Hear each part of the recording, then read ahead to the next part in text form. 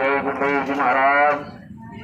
श्रद्धेय महाराज जी, मेरी इस आवाज को सुन रहे सभी सम्मानित परमार्थी धर्म प्रेमी, बड़े ही सौभाग्य का समय होता है जब संतों महात्माओं का संदेश, उनके वचन सुनने को मिलते हैं। घर गृहस्थी के कामकाज, दुनिया के कामकाज जीवन भर चलते रहे, काम कभी नहीं खत्म होंगे, हमारा आपका शरीर खत्म हो जाएगा। महात्मा आते जीवन के सफर में सच्चाई का बोध कराते, आत्मा और परमात्मा की बात बताते। ऐसे ही समय के परम संत बाबा जय गुरुदेव जी महाराज अपने जीवन काल में जीवों को सच्चाई का बोध कराते रहे, आत्मा और परमात्मा की बात बताते रहे। बाबा जय गुरुदेव जी महाराज का संदेश लेकर हम आपके बीच आएंगे। आप सबका दर्शन दीदार पाकर हम अपने आप को धन्य मानते। आप लोग बाबा जी का संदेश सुनने के बाद उस पर विचार करना, समझ में आए मतलब की बात है तो मान लेना, और ये समझ में आए बाबा अपने मतलब के लिए कहते हैं तो मत मानना। गुरु महाराज कहते थे, एक अनाहित पशु पक्षी जाना, हे प्रेम पशु पक्षी भी फायदा नुकसान समझते हैं, आप तो मनुष्य हो। बाबा जी कहते थे, हम तो आपको देवता समझते हैं, आप सब देव तुल्य हैं। देव बुद्धि से सोचो और अपने भलाई के लिए कुछ कर लो। जिंदगी जा रही है, अगर ये जीवन चला गया तो दोबारा मिलने वाला नहीं है।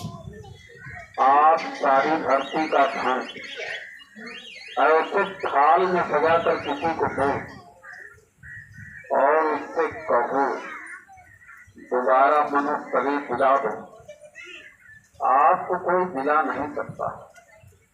भगवान की जब विशेष दया जीव पर होती तब भगवान जीव मनुष्य शरीर दे देता है।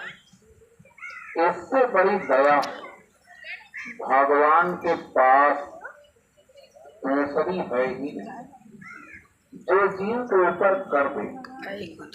सारा जो अधिकार भगवान ने दे रखा है, वह अधिकार तीन लोग के भगवान के पास स्वयं नहीं।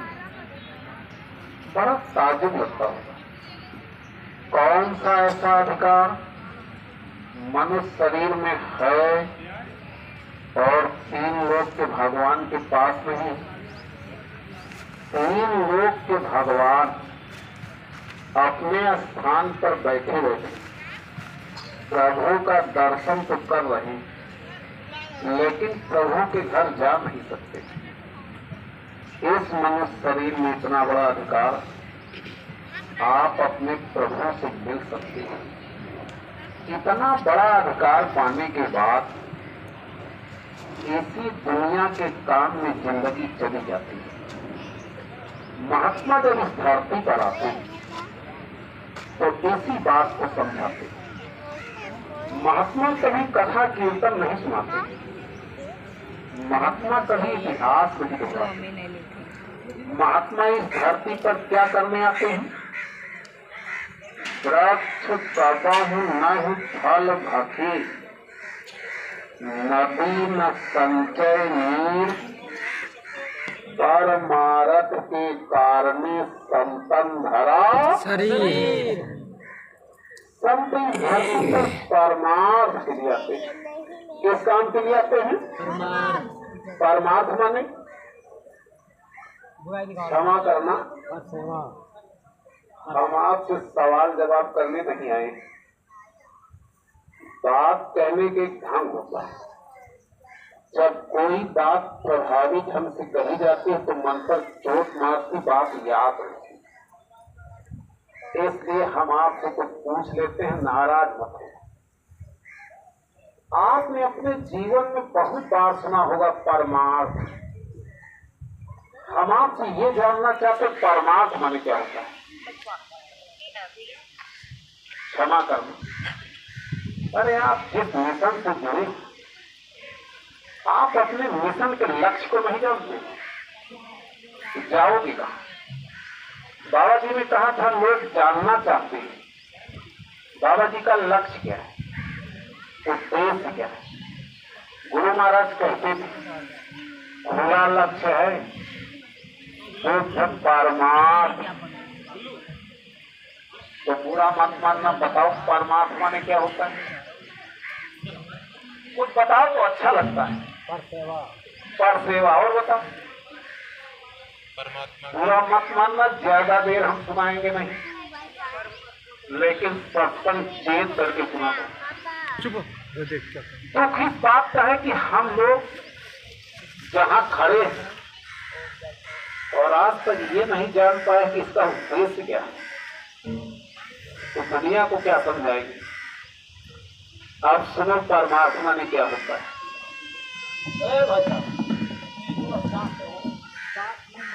हमारी एक बहुत कमजोरी, अगर कोई बात करता तो हम सुना नहीं पाते, हम बंद कर देंगे। एक होता है स्वार्थ। स्वार्थ का मतलब अपना फायदा। ये दुनिया स्वार्थ की, जब तक आपके शरीर से स्वार्थ निकलेगा ये दुनिया आपकी पूजा करेगा, और जब स्वार्थ नहीं निकलता तो कोई छोटी आंख देखना पसंद नहीं करता है। कैसे? यही शरीर है, जब बुढ़ापा आता है चार पाई पर टट्टी पेशाब शुरू हो जाता है, बच्चे सेवा करते करते थक जाते हैं, सगा बेटा चार पाई के किनारे खड़ा होता है और पिता के मुंह पर ये कहता है, हे भगवान, पिताजी को बड़ी तकलीफ, अब इनको छुट्टी दे। अरे जब किसी काम के नहीं रहोगे, जिन बाल बच्चों के लिए जिंदगी खपा रहे, आपके मरने की प्रार्थना आपके मुंह पर करेंगे। ये बात बाबा जी ने सुनाया था। ये स्वार्थ की दुनिया। दूसरा है पर स्वार्थ, दूसरे का भला, परोपकार। यह काम भी हम लोग करते हैं। कोई बीमार हो गया, आपने दवा करा दी, भूखे को भोजन, प्यासे को पानी, ये परोपकार के काम। लेकिन तीसरा है परमार्थ। इसको कोई मनुष्य नहीं कर सकता है। मनुष्य की बात छोड़, कोई देवी देवता नहीं कर सकता, ब्रह्मा विष्णु महेश नहीं कर सकते, तीन लोक के भगवान नहीं कर सकते। इसको केवल संत करते। ये लिखा, तीन लोक नौ खंड में गुरु से बड़ा न कोई, करता करे न कर सके गुरु करे सो। परमार्थ का मतलब होता है जीवन का परम अर्थ, आत्म कल्याण। संत इस धरती पर जीव कल्याण के लिए आते हैं, दूसरा उनका कोई काम नहीं। एक काम होता है जीव कल्याण, और जीव जब तक अपने देश, अपने प्रभु के पास नहीं जाएगा, इसका कल्याण हो नहीं सकता है। और यह काम केवल संत करते हैं। बाबा जी कहते थे, हम आए वही देश से जहाँ तुम्हारो धाम, तुमको घर पहुँचावना एक हमारो काम। संतों का एक काम होता है जीव कल्याण। संत जीव कल्याण किया। बाबा जी कहते थे, जब हम ये बात कहते हैं आप अपने जीव के लिए कुछ करो, आप लोग कह देते हो जीव कुछ नहीं, हवा है। एक बात बताओ, जब आपके घर परिवार में किसी की मौत हो जाती है उस समय आप लोग रोते क्यों? ऐसा कोई घर इस धरती पर नहीं जिसके घर में मौत न हो, और जब मौत होती तो सब लोग रोते। क्या हिंदू, क्या मुसलमान, छोटी जात, बड़ी जात, पढ़े अनपढ़, स्त्री पुरुष सब रोते। अच्छा बताओ क्यों रोते हो? कुछ बोलते रहो तो बोलने में हमको अच्छा लगता है। बोलो क्यों रोते हो? स्वार्थ के लिए। बाबा जी ने कहा, लोग कहते हम अपने स्वार्थ के लिए रोते हैं। बाबा जी ने कहा था तुम्हारा स्वार्थ उसके शरीर से निकलता, शरीर सामने पड़ा है, लेकिन रोते क्यों? वही है, जब निकल जाता तो आपका शरीर मिट्टी कहलाता, मुर्दा। मुर्दा से बेकार इस धरती पर कोई नहीं। आपका सगा बेटा आपको पिताजी कहता है। जिस दिन इस शरीर से जीव निकल जाएगा आपको पिताजी नहीं कहेगा। क्या कहेगा? पिताजी तो चले। जो बेटा पैर छूता है, जीव निकल जाने के बाद इसी शरीर को ले जाता है, आग पर रख करके बांसों से उलट पुलट जलाता है। इस शरीर में अच्छे अच्छे तेल साबुन लगाते हैं। जिस दिन इस शरीर से जीव निकल जाएगा लोग ऐसे मिट्टी उठाते और ऐसे मिट्टी डालते। अरे मनुष्य, आपकी कीमत तब तक है जब तक आपके शरीर में जीव। शरीर में हाथी के बराबर ताकत, जीव निकल जाए सारी ताकत खत्म। चाहे जितने बड़े डॉक्टर इंजीनियर, जीव निकल जाए सारा ज्ञान खत्म। सुख दुख जीव को होता है, इस शरीर को कभी दर्द नहीं होता है। कैसे? शरीर पर डंडा मारो, इसको काटो दर्द होगा। जीव निकल जाए, इसको काटो डंडा मारो, नहीं दर्द होगा। अब आपको ये बताया गया सारी शक्ति, सारा ज्ञान, सारा आनंद, सुख दुख जीव में होता है। अब सवाल आता है जीव आपके शरीर में है कहां पर? थोड़ा मेरी तरफ देखो। दोनों आंखों के पीछे मध्य भाग में एक गोदल कमल है, ऐसे बहुत बारीक, किसी भी सूक्ष्मदर्शी यंत्र से उसको देखा नहीं जा सकता। उसी में जीव बैठा। अब सवाल इस बात का है कि यह जीव किस तरह का है। अच्छा एक बात बताओ, बुरा मत मानना, हमने हाथ जोड़कर कहा, सवाल जवाब करने नहीं है। ये बताओ पहले नाम आता है कि पहले रूप आता है? नाम आए, पहले नाम आता है। हमने यही कहा हाथ जोड़ करके कि सत्संग चेत करके सुना दो। पहले रूप आता है, जिसका रूप होता है उसी का नाम रखा जाता है। पहले बच्चा पैदा होता है, नाम बाद में रखा जाता है। ये बाबा जी बताते हैं।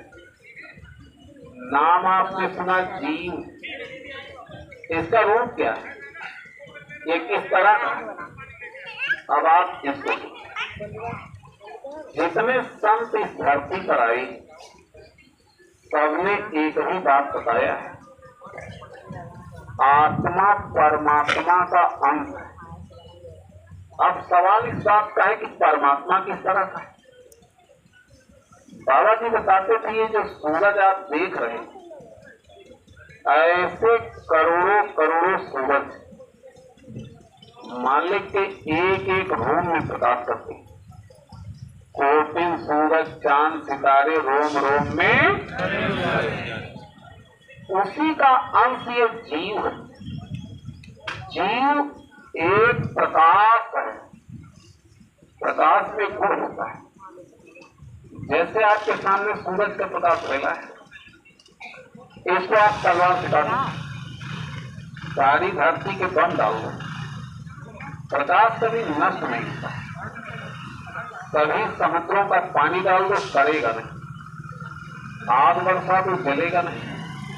चाहे जितनी तेज हवा चला तो पूरेगा नहीं। गीता में लिखा है नयनम छिन्नम के सत्राणि नयनम दहति पावक न चैनम क्लेदन्त्यापो न सूसेति मारुतम्। आत्मा को तलवार काट नहीं सकती, पानी सड़ा नहीं सकता, अग्नि जला नहीं सकती, पवन उड़ा नहीं सकता। ये चार विशेषता भगवान कृष्ण ने बताया, लेकिन बाबा जी ने इसमें एक विशेषता और बताया था, अगर याद हो। वो कौन सी? जैसे हवा, हवा को आप नहीं देखते लेकिन हवा को पकड़ सकते हो। अच्छा बताओ, हवा पकड़ सकते कि नहीं पकड़ सकते हो?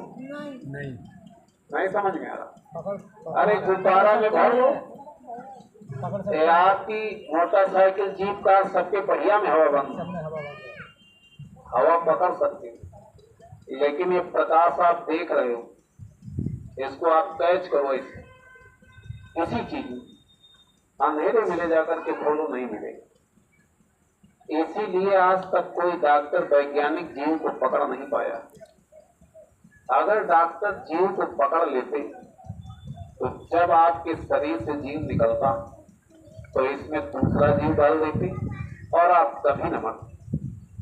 यही पर सारा विज्ञान खत्म।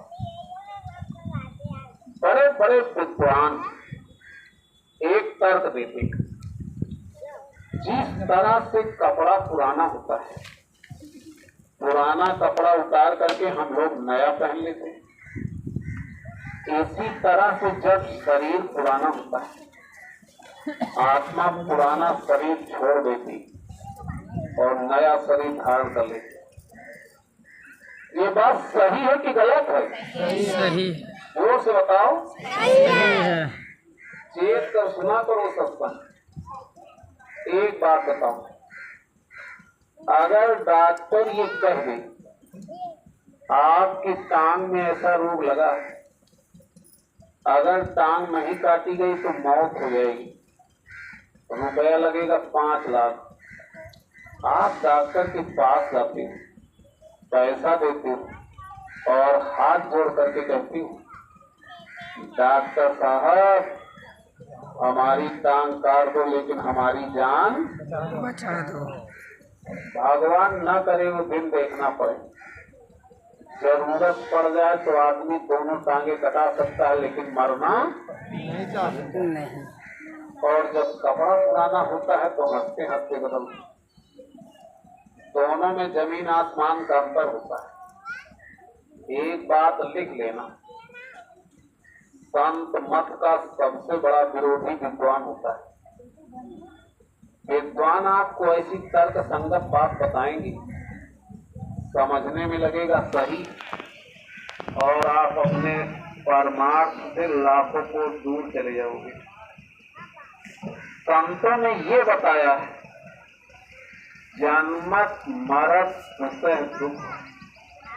विद्वानों ने कहा जैसे कपड़ा बदलते वैसे शरीर बदलते, और संतों ने कहा जन्म लेने में मरने में बहुत दुख होता है।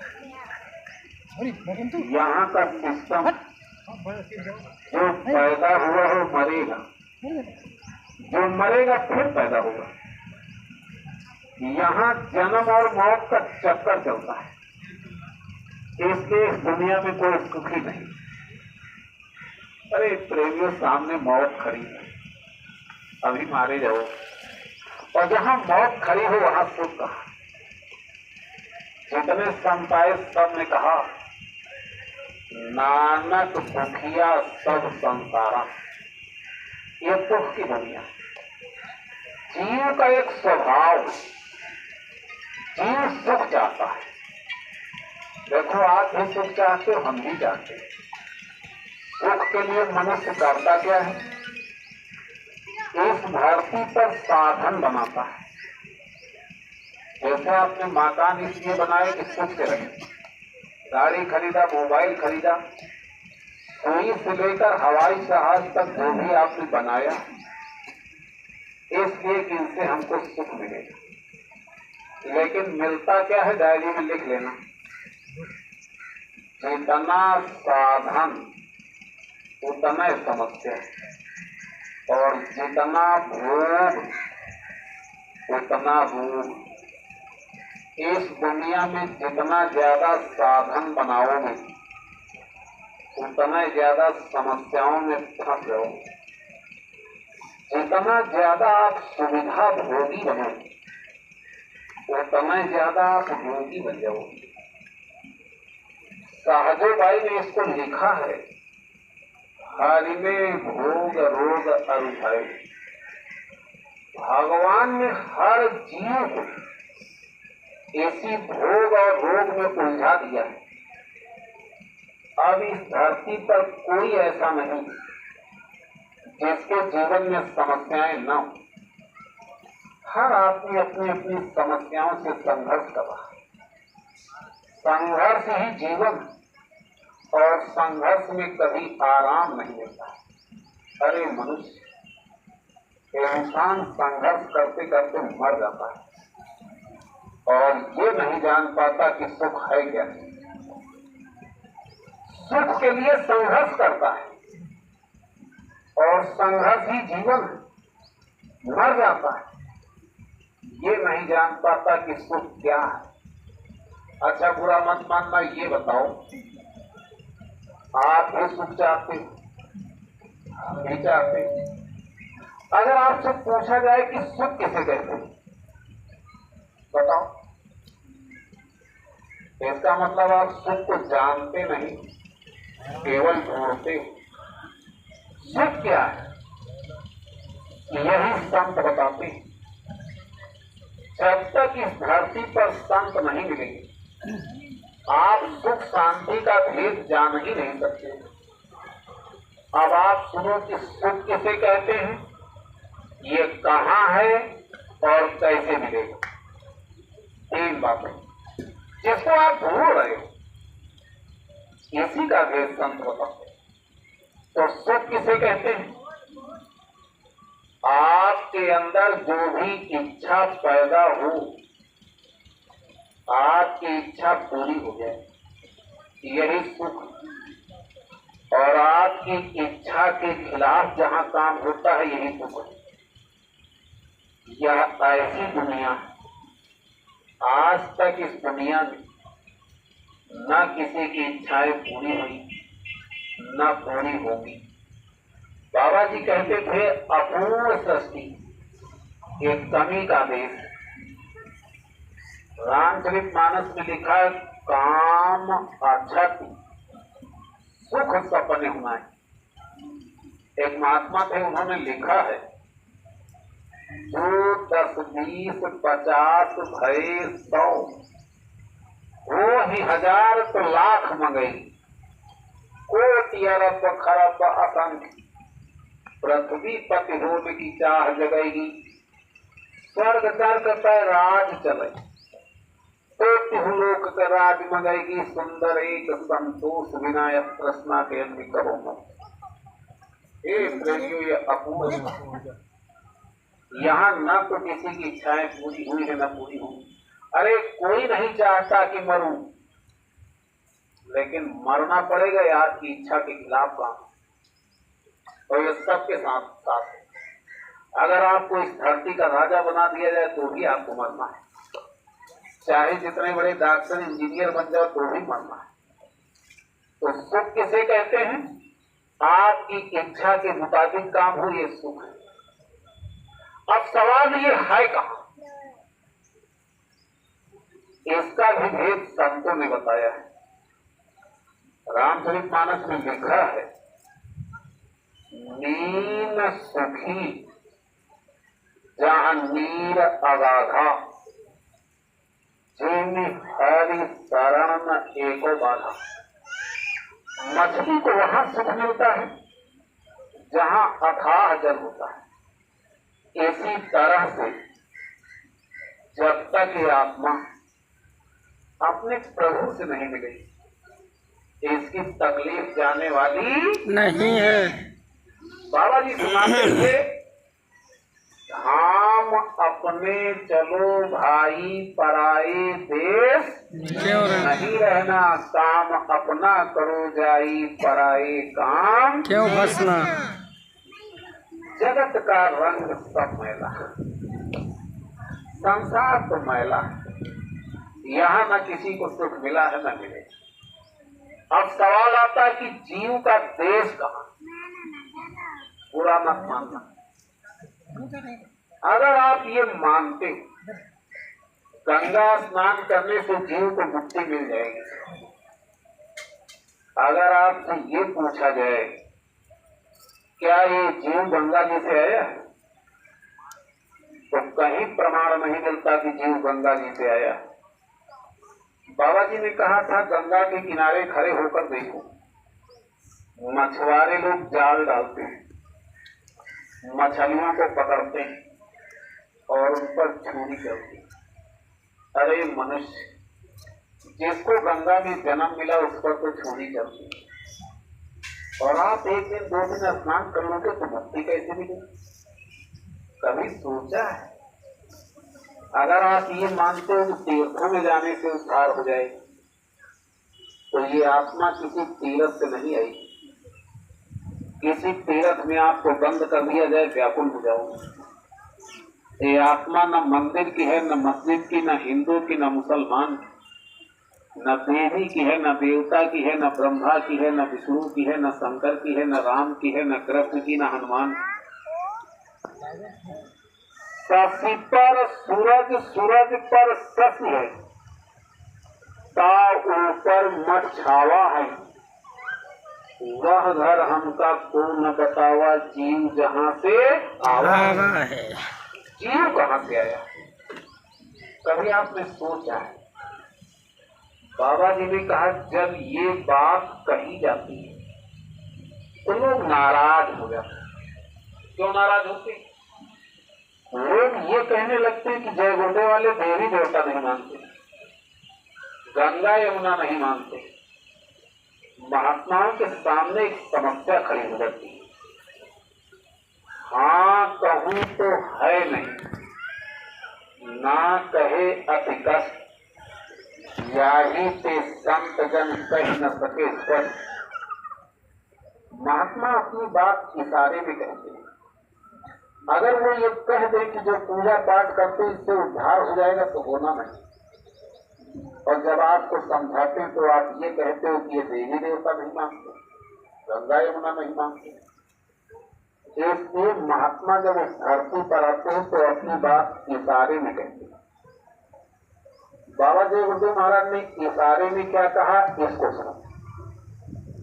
जैसे स्त्री होती, स्त्री का एक पति होता है, स्त्री अपने पति को छोड़कर दूसरे से प्रेम कर, उसका जूठा खाए, उसका किया कपड़ा पहने, और यह बात उसके पति को मालूम ही है, तो ये बताओ पति खुश होगा कि नाराज होगा? नाराज होगा। एक बात पूछे, बुरा मत मानना। क्यों नाराज होंगे? माल तो में मिल रहा, लेकिन बर्दाश्त नहीं। कितने लोग हैं औरत को गोली मारते? अरे प्रेमी, बाबा जी ने कहा था इसी तरह से ये आत्मा ये प्रभु का अंश, और जब आप इस आत्मा पानी पत्थर देवी देवता तीरथ मूर्त के स्थान पर झुकाते हैं, वहां का जूठा खाते हैं, तो इस आत्मा का प्रभु सख्त नाराज हो जाता है। अरे ऐसी आत्मा का स्वप्न में कभी उद्धार नहीं होता है। नारी कहावत तीव की रही और संग सोए, यार पुरुष मन में बसा, खुशी खत्म कर दो। आपका तो दिल लगा है पानी पत्थर देवी देवता, ये बताओ प्रभु परमात्मा कैसे मिले? कैसे मिले? आपने कभी इस पर सोचा है? बाबा जय गुरुदेव महाराज ने कहा था संत मत में पैर छूना और छुआना दोनों वर्जित है। देवियां अपने पति का पैर छुई, दूसरे के पति का पैर नहीं छूना चाहिए। कलयुग इस आत्मा को केवल गुरु के चरणों में झुकाना चाहिए, लेकिन आप जहां देखो वही झुका देते। रास्ते में जा रहे पीपल का पेड़ किसी ने 4 लंगोटा टांग दिया, वहां भी सर रगड़ देते। ये बताओ, ये आत्मा पीपल के पेड़ से आई? कभी सोचा इस पर? अरे क्यों अपनी आत्मा के साथ धोखा कर रहे हो? बाबा जी सुनाते थे, खोज यदि पिया को निज घट में, जो तुम पिया से मिलना चाहो तो भटको मत चलो। तीरथ भरत करम आचारा ये अटकावे मग में, पंडित काजी देख देख सब अटक रहे दगदग में। ये तो भूले विषय बात, भरम धसे इनकी रगरग। ये सब भ्रमित है। सही बात तो संत समझाते हैं। संत तो इस आत्मा का प्रभु कहाँ है? रामचरितमानस में चौपाई लिखी है, हरि व्यापक सर्वत्र समाना। बड़े बड़े विद्वान इस चौपाई को सुना करके और ये कहते हैं कि भगवान कण कण में है। अच्छा ये बताओ, भगवान कण कण में है, ये सही है कि गलत है? सही है। ये सब गलत है। इसीलिए मैं हाथ जोड़कर कई बार कहा कि चेत का सत्संग सुना दो। अब आपको शंका होगी, एक जगह मैं ऐसे सुना रहा था मुरादाबाद में, एक बुजुर्ग धारी थे, तो उन्होंने कहा क्या रामचरितमानस की चौपाई गलत है? हमने कहा चौपाई गलत नहीं, चौपाई की बात छोड़ दो, रामचरितमानस में कोई पाई मात्रा गलत नहीं, महात्मा गलत नहीं लिखते। कुछ विद्वानों ने अपनी तरफ से कुछ जोड़ दिया, वो गलत हो गया। उसमें लिखा हरि व्यापक सर्वत्र समाना। बाबा जी ने इसको सुनाया था। एक बात सुन लो, एक बार हम लोग जा रहे थे बुंदेलखंड, गुरु महाराज ने भेजा था। गुरु महाराज ने 2 बातें बताया। कहा जाना तो लोगों से कहना कि हम बाबा जी का संदेश सुनाने आए, तो तुम्हारी बात लोग सुनेंगे, और जो हमने सुनाया है इसको जाके सुनाना तो तुम्हारी बात मान लेंगे। जब तुम अपनी तरफ से कुछ जोड़ देते हो तो अर्थ का अनर्थ हो जाता है। ये बाबा जी ने हिदायत दिया था। इसलिए अपनी कोशिश रहती है, मालिक ने जो सुनाया उसको सुनाया जाता है। रही बात उदाहरण की, तो उदाहरण के लिए तो कुछ ना कुछ सुना दिया जाता है, लेकिन बात बाबा जी की सुनाई जाती है। बाबा जी ने कहा था जैसे सूरज अपने स्थान पर चमक रहा है, सूरज की गर्मी, सूरज का प्रकाश इस धरती के कण कण में मिलेगा, लेकिन ये बताओ इस धरती पर सूरज मिलेगा? नहीं मिलेगा। सूरज का प्रकाश मिलेगा। सूरज इस धरती से बहुत बड़ा है।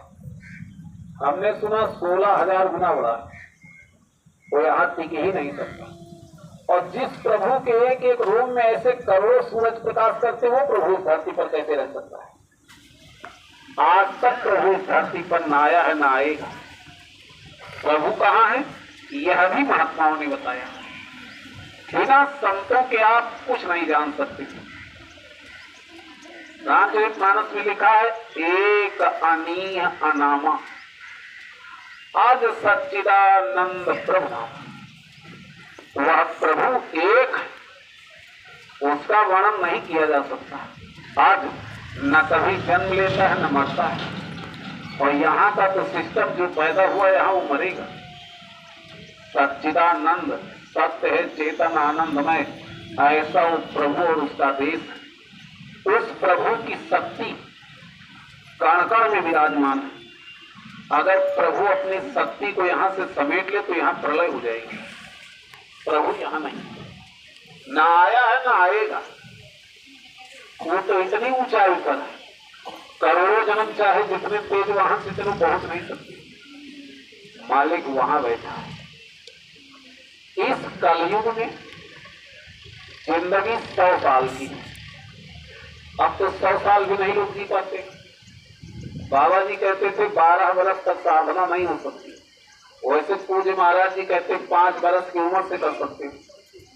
सरल कर दिया गया। और 80 के बाद भी साधना नहीं होती। बीच में आपके पास थोड़ा समय बचा है, इस छोटी सी जिंदगी में प्रभु मिलेगा कैसे? कैसे मिले? अरे सुन लो प्रेमियों, ये समय की बात है, ये समय की बात। वैसे रामचरितमानस में लिखा है, कलयुग से खराब कोई युग नहीं, कलिकाल बेहाल किए मनुजा, नहीं मां नहीं कुछ अनुजा तनुजा, नहीं पुरुष विचार न शीतलता, सब जाति बुझाति भय मन। कलयुग बहुत खराब है। इसका क्या गुण है? अशुभ भेष भूषण धरे, भक्षा भक्ष जो खाए, तो तापस सो सिद्ध नर पूजित कलयुग में। इस कलयुग में जो अशुभ भेष बना ले, भक्ष भक्ष सब खाए, वो सबसे सिद्ध पुरुष माना जाता है। ये कलयुग का लक्षण है। रामचरितमानस में लिखा है, सौभागिनी आभूषण हीना, विधवन का श्रृंगार नगीना,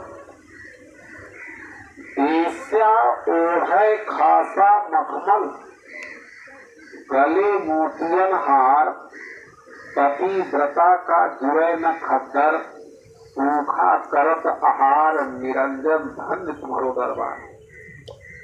ये ऐसा कलयुग है। ये अशुभ भेष का बोलबाला ही सुना। तो अशुभ भेष क्या है? बाबा जी ने बताया था, हम आपको 2-3 बातें बताए देते हैं। नंबर 1, नंगा सिर अशुभ भेष। अरे माताओं बहनों, सिर को ढक के रखना ये देवियों का आभूषण है। नंगा सिर अशुभ भेष है। द्रौपदी के केस खुल गए थे तो महाभारत हो गई, और आज जब घर घर खुल गए तो क्या होगा? कभी सोचा है इस पर? कभी सोचा है? और क्या हो रहा आपकी निगाह के सामने, मुझे कहने की जरूरत है। बाबा जी ने कहा था, देवियों को लाकर चौराहे पर खड़ा कर दिया, ये अच्छा नहीं किया, ये अच्छा नहीं किया। रामचरितमानस में लिखा है, महाभ्रष्ट भई धूति की यारी, जिन स्वतंत्र भई गुजरे नारी। जब पानी खूब बरसता है तो मेड़ फट जाता है। जब इस धरती पर नारियां स्वतंत्र हो जाती हैं तो आफत खड़ी हो जाती है। क्षमा करना, ये रामचरितमानस में लिखा। समय अच्छा नहीं है। हमने एक चीज और सुना माताओं को, हमने सुना है नंगा सिर रहने से पति की आयु बढ़ती है। लेकिन देखो क्या हुआ, तो नंगा सिर अशुभ भेष। दूसरी बात बाबा जी ने कहा था, काला कपड़ा जमराज का है। लेकिन आप अदालत चले जाओ, वकील से लेकर जज तक सबके काले कोट। बाबा जी ने कहा था, अदालत के दरवाजे तक जाना, मेरी बात मान लेना, लौट आना। अगर अंदर चले गए तो मुसीबत का दरवाजा खुल जाएगा, इसलिए हाथ बीता तब जाना, 4 बार बर्दाश्त कर लेना, कम खाना भजन कर। इस समय जो बीमारी और लड़ाई से बच जाए उससे बड़ा भाग्यशाली कोई नहीं। तो बहादुर वो है जो भजन करती। तो समय अच्छा नहीं है कलयुग। लेकिन दूसरी तरफ ये भी लिखा कि कलयुग बहुत अच्छा है। कलयुग समस्तुग नहीं, जो नर कर विश्वास, कर ही नाम गुणगन सदा तरह बिना प्रयास। यह कलयुग सबसे अच्छा किस चीज के लिए है? किस चीज के लिए? आत्मा के कल्याण के लिए, आत्म कल्याण के लिए, भगवान के भजन के लिए। इससे अच्छा कोई समय नहीं। 70,000 वर्ष उल्टा लटक करके ऋषि मुनियों ने तपस्या किया, लेकिन ये जीत नहीं जान पाए कि परमात्मा है कहाँ। और आज इस कलयुग में संतों की मौज दरवाजे दरवाजे सुनाया जाता है, दरवाजे दरवाजे। आप अपनी धार्मिक किताबों को उठाकर देख लो, संत मत माफी का मत, संत मत में क्षमा मिलती, लेकिन तो ऐसे पाप बताए गए जिनको अक्षम्य पाप कहा गया। संत मत में भी वो जल्दी से माफ नहीं होते। नंबर 1 जीव हत्या और नंबर 2 चरित्रहीनता। लिखा ये है, दिल भर मछली खाएगी, कोटि गौ बेदान, काशी करवट ले हुए तो भी नर्क निवान। एक कोई मछली खा जाओ, करोड़ों गायों का दान कर दो, काशी में तपस्या करते करते मर जाओ तो भी नर्क मिलता है। धन्य है बाबा जय गुरुदेव महाराज, जिन्होंने ये कहा कि आपसे छोड़ दो तो आपको नर्क 84 से बचा लिया जाए। यह दया इसी कलयुग में हुई है। चरित्रहीनता के लिए लिखा है, सेवक सुख चाहे मान भिखारी, व्यसनी धन सुगत व्यभिचारी। सेवक को कभी सुख नहीं मिलता, भिखारी को कभी इज्जत नहीं मिलती, व्यसनी आदमी कभी धनवान नहीं हो सकता और व्यभिचारी को कभी मुक्ति नहीं मिलती। लेकिन बाबा जी ने कहा था, हमारे गुरु महाराज का मंदिर है, जीता जागता देवता बैठा, सारे गुनाह चढ़ा तो माफी मिल जाएगी। इस कलयुग में संतों का अवतार हुआ है। सतयुग त्रेता द्वापर में संत प्रकट नहीं आए, लेकिन कलयुग में संतों का अवतार और संतों के द्वारा जीव का उद्धार होता है। ये प्रेमियों, बात जब संतों की आती तो संतों के भेष में ऐसे ऐसे अपराध हुए, जबान से कहने में शर्म आती, लोगों का भरोसा खत्म था। बाबा जी ने कहा, संत कभी धोखा नहीं देते। कोई गलत आदमी संत का भेष बना ले, धोखा उससे होता है। और जब जनता को धोखा मिलता है तो जनता सब उगाली देती है। तो थोड़ा सा आप पहले ये सुन लो कि संत किसे कहते हैं, फिर हम आपको बताएंगे कि परमात्मा कैसे मिलता है। यही 2 विषय सुना के बंद कर दें। देखो, इस धरती पर 2 तरह के अवतार होते हैं, एक काल का अवतार, एक दयाल अवतार। जब इस धरती पर पाप फैलता है, काफी अत्याचारी लोग अच्छे लोगों को जीने नहीं देते, तब भगवान अपने दरबार से शक्तियों को भेजता है। भगवान के दरबार से जो शक्तियां इस धरती पर आती और राक्षसों का सफाया कर देते, राक्षसों को मार देते। जब अच्छे लोग बचते तो धर्म की स्थापना हो जाती। हिंदुओं में 10 अवतार हुए काल के अवतार। कितने अवतार?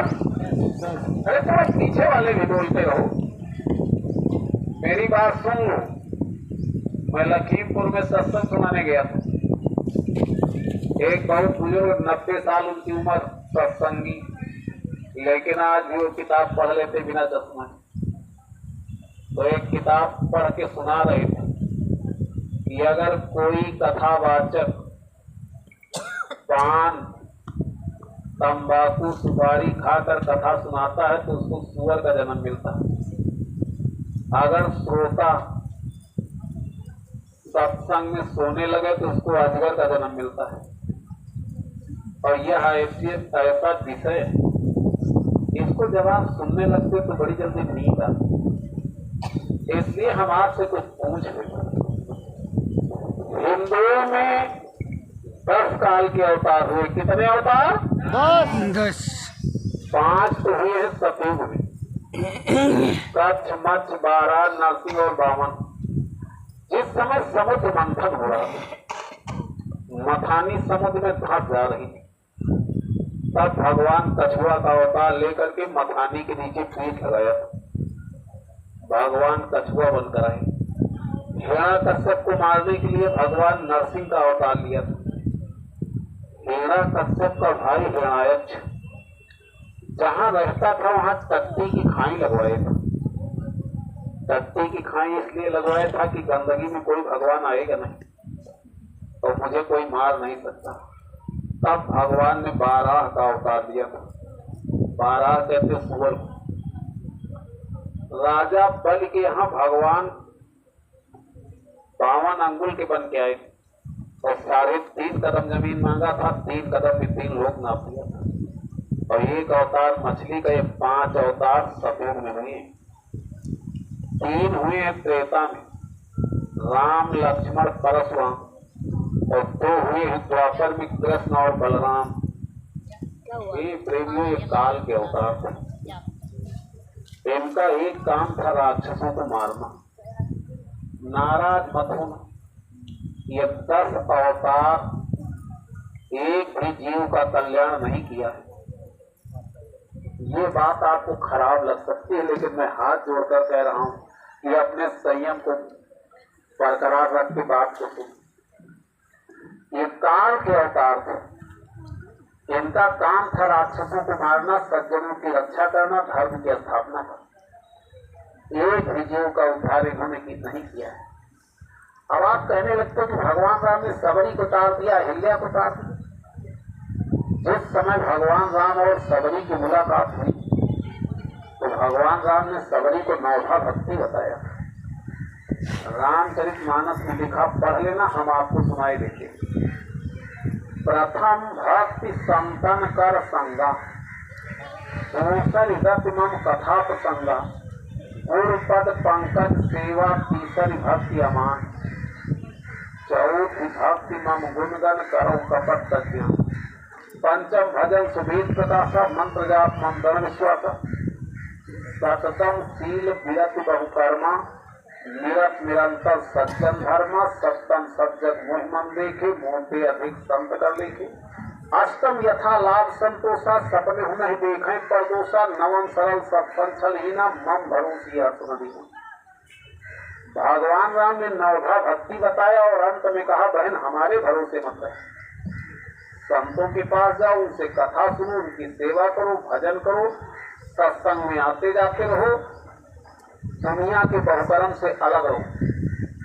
और कितने सत्संगी होकर के बहुकर्म में फंस जाते, जाके पहन के झंडा डंडा लेके प्रचार भी करते हो, और दुनिया का बहुकर्म जब आता है तो उसमें भी सर झुका देते, वहां भी भर भर दोना प्रसाद खाते। बुरा मत मानना, क्या करें, कहना पड़ता है। और रामचरितमानस में भगवान राम ने सबरी को ये बात समझाया। यही बात भगवान कृष्ण ने उद्धव को समझाया था। कहा, अगर उद्धार चाहते हो तो सब के पास जाओ। तो ये 10 अवतार काल के अवतार थे। दयाल अवतार, संतों का अवतार, ये कौन होते? जब परम पिता परमात्मा प्रभु उसकी मौत होती, अपने दरबार से सत्यूत भेजता।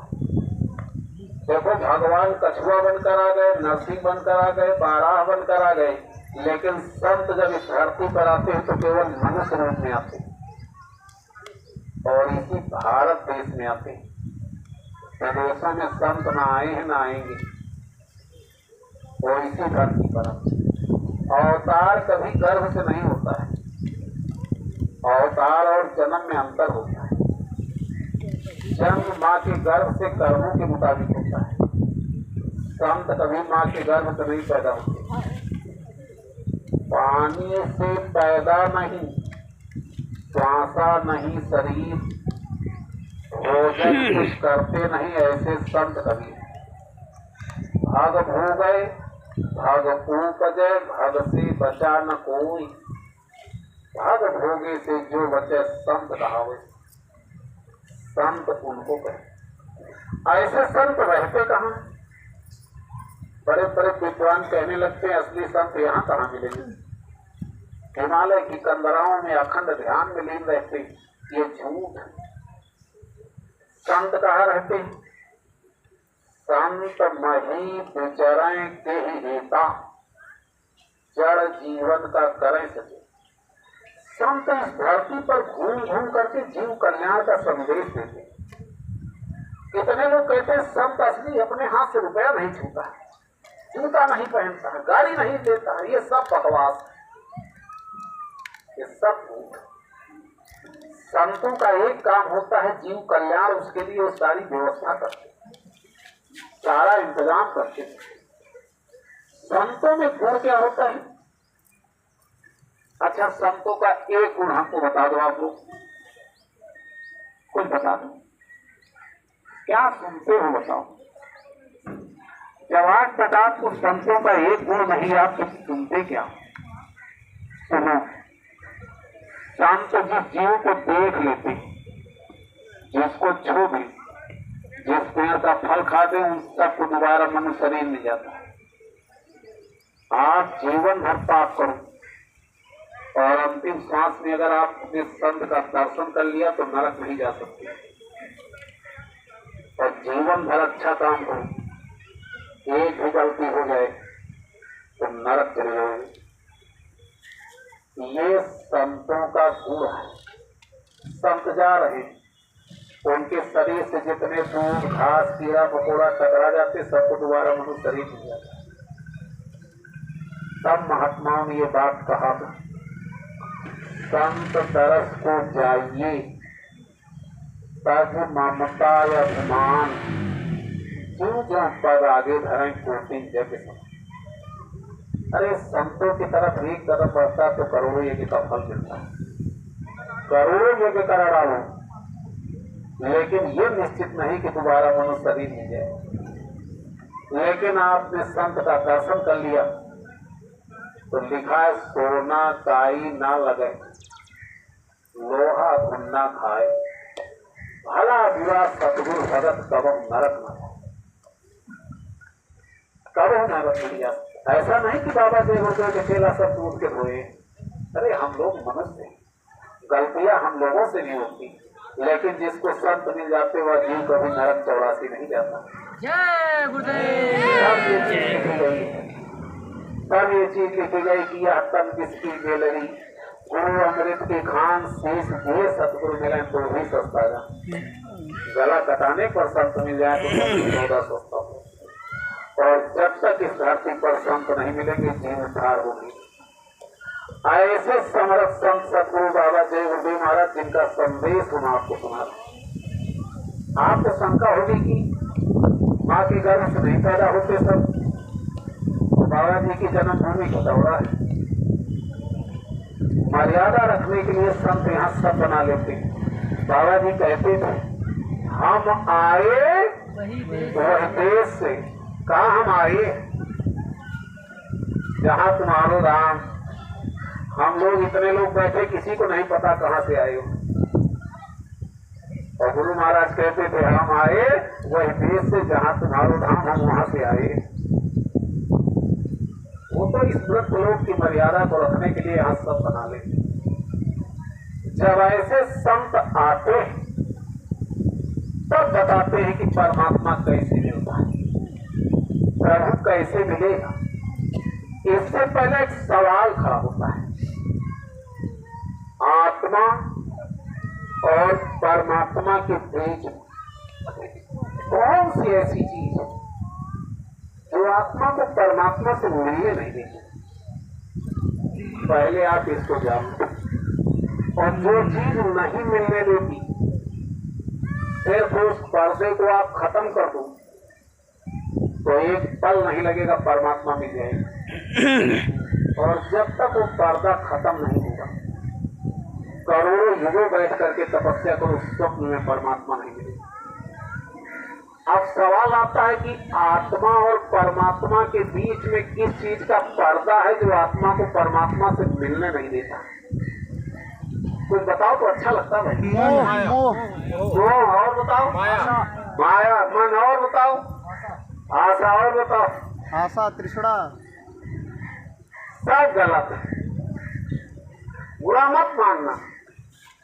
हमने कई बार हाथ जोड़ करके कहा, सत्संग चेत करके सुना करो। बाबा जय गुरुदेव महाराज ने अपने जीवन की एक कहानी सुनाया था।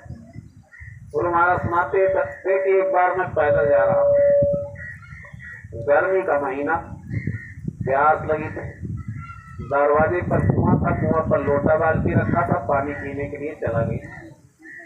सामने चौपाल था, चौपाल में कुत्ता बैठा था। जब देखा तो कुत्ता दौड़ा दिया। कुत्ता आया, सूंघ करके तो हिलाते चला गया। बाबा जी ने कहा, पानी तो पी ली। लेकिन ये बात हमको खत्म नहीं। महात्मा सबको सबक सिखा देते हैं। गुरु महाराज ने कहा थोड़े दिन बाद एक कार खरीदा, अच्छे कपड़े पहन करके कार पर सवार होकर उसी बुढ़े के दरवाजे गए और ज्यों कार से उतरा, बुढ़ा बिस्तर पर बैठा था, खड़ा होकर के प्राण बिस्तर लगाए, कहा बाबा जी विराजू। गुरु महाराज ने कहा मैं बैठ गया, पानी पीने के लिए मिठाई लाया। जब डिब्बा खोल कर दिया तो बाबा जी ने कहा जाओ पहले उसको खिलाओ। गया कार के पास, लौट आया, कहा बाबा जी कार में कोई नहीं। बाबा जी ने कहा कार खड़ी, उसको खिला। कहा बाबा जी कार कहीं मिठाई खाती। कहा सुन बुढ़े, मैं वही बाबा हूं। एक बार तेरे दरवाजे पैदल गया, तब तूने कुत्ता दौड़ाया, और आज जब कार पर चढ़ करके आए हैं तो मिठाई देता। मिठाई तो कार की बदौलत देता। एक रही, जब तक ये शरीर है तब तक माया की जरूरत है। माया छोड़ करके स्वप्न में परमात्मा नहीं मिलता। बाबा जी कहते थे इस कलयुग में साधु बन गए, घर छोड़ दिया तो स्वप्न में भगवान नहीं मिलता। लेकिन माया में गुण होता है, अगर इसको सही जगह खर्च करोगे तो भगवान से मिला देती, और गलत जगह खर्च करते हो तो नरक पहुंचा देती। इसलिए हे प्रेमियों, कभी माया का दुरुपयोग नहीं करना चाहिए। चोर जार धन क्या किया भाई, लोक लाज में दिया गंवाई। समझदार तुम यदि होते उस धन से कुछ कारज लेते। कारज लेना क्या है भाई, गुरु सेवा में खर्च करा। इसलिए जब महात्मा आते हैं तो सेवा लगा। और यही भगवान राम ने सबरी को समझाया, कहा गुरु पद पंकज सेवा, कहा संतों की सेवा कर, उनके आदेश का पालन ही उनकी सेवा है। इसलिए जो दरबार से हुक्म आदेश मिल जाए यथा सत्य सेवा कर लिया करो। बाबा जी ने कहा था मेरे खून का एक ही बेटी बेटा नहीं, अरे तुम ही मेरे सब कुछ। मैं इसलिए कहता हूं कि तुम्हारा भला हो। इसलिए भगवान ने दे रखा है तो अच्छा खाओ, अच्छा पहनो, अच्छे मकान में रहो, गाड़ी से चलो, फोन लगा लो। एक बात याद रखना, भजन करना। बाबा जी ने कहा था किसी रिश्तेदार के यहाँ जाते हो तो अच्छे कपड़े पहन के जाते हो, बंधन के, और सत्संग में आते हो तो चले आते हो। गुरु महाराज ने कहा क्या गुरु का रिश्ता दुनिया के रिश्ते से कमजोर होता है? बाबा जी ने कहा सत्संग में अच्छे कपड़े पहन के आया हो। गुरु महाराज ने कहा था कोई रिश्तेदार आता तो मिठाई मंगा के पानी पिलाते थे, और सत्संगी पहुंच जाता तो गुड़ खिलाते थे। क्या सत्संगी का रिश्ता दुनिया के रिश्ते से कमजोर होता है? अरे प्रेमियों, अगर भगवान ने माया दिया है तो इससे काम ले लो। होशियारी इसमें, इसका दुरुपयोग कभी न करो। रामचरितमानस में लिखा है कि सतयुग योगी सब विज्ञानी। सतयुग में सभी योगी विज्ञानी थे, सब प्रभु के घर आते जाते थे। हम आपसे ये पूछते उस समय मन माया था या नहीं था? बोलो था कि नहीं था? उस समय भी तो मोह था, लेकिन सब आते जाते थे। अब सवाल है कि कौन सी चीज हमको प्रभु से मिलने नहीं देती? वो है मनुष्य के कर्म। कर्म भूत सब जग को लागा, याते बचे कोई नहीं जागा। कर्म बिना कोई काया नाही, जग फंस रहा कर्म के माए। जब से कर्मों का विधान बना, जीव अपने देश आना जाना बंद कर दिया। तो ये कर्मों का जाल क्या है जिसमें आप फंसे? थोड़ा इसको सुन लो, फिर सुनाएंगे कि परमात्मा कैसे मिलता है। और जल्दी हो जाए तो बताना, हम बंद कर देंगे। अगर ये लगे कि देर हो रही तो बताना बंद कर देंगे। देखो इस धरती पर केवल मनुष्य के कर्म लिखे जाते हैं। कोई सांप किसी को काट ले, आदमी मर जाए, सांप को पाप नहीं लगेगा। जानवर आपकी पूरी फसल खा जाए, जानवर को पाप नहीं लगेगा। आपने किसी का एक दाना खा लिया तो लिखा जाएगा, उस पर ब्याज लगेगा। मैं ब्याज क्या आपको भोगना पड़े। ये है कर्मों का जाल। बच्चा जब पैदा होता है 5 वर्ष तक पाप पुण्य नहीं लिखा जाता। जो 5 वर्ष होते हैं भगवान की कलम चढ़ जाती है। ऐसे कैमरा लगा देते हैं। जितने स्त्री पुरुष बच्चे बच्चियां हैं सबके ऊपर एक एक कैमरा लगा। एक रेडियो। बाबा जी ने कहा था जमीन में गड्ढा खोदो, 1000 फुट नीचे चले जाओ, ऊपर से मिट्टी ढक लो, वहां बैठ करके जो काम करते वह भी भगवान के कैमरा में छप जाता। ये मत समझना कि जो हम करते हैं कोई नहीं देखता है। आप यहाँ आए हो, बैठे बाबा जय गुरुदेव महाराज का संदेश सुन रहे हो, ये भी कैमरा में छपा।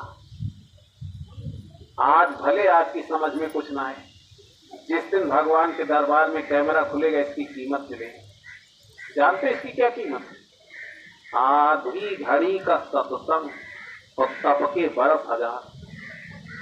इसलिए भाग दौड़ करके सुन लिया करो, इसकी कीमत चलेगी।